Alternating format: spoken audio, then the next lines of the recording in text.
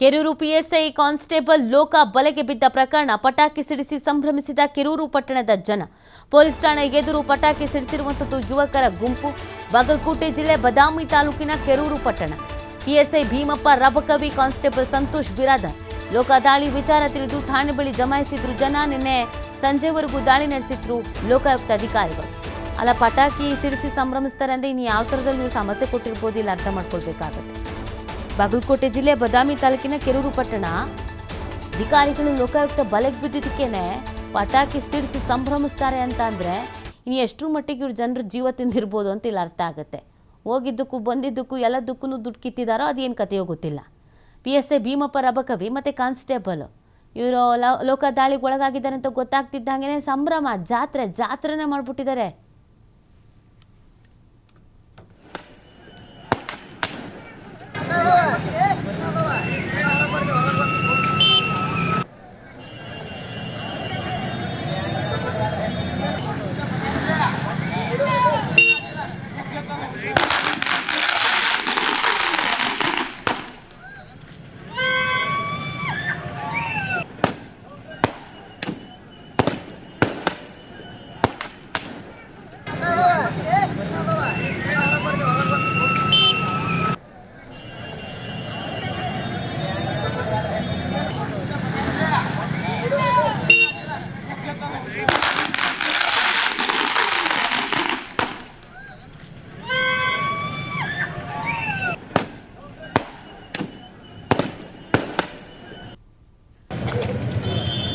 ಯಾರಿದ್ರು suspend ಆಗಬೇಕು ನೋಡ್ರಿ.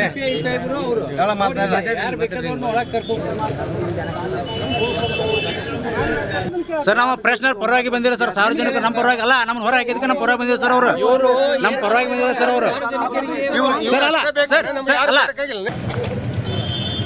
ಯಾರಿದ್ರು suspend ಆಗಬೇಕು ನೋಡ್ರಿ.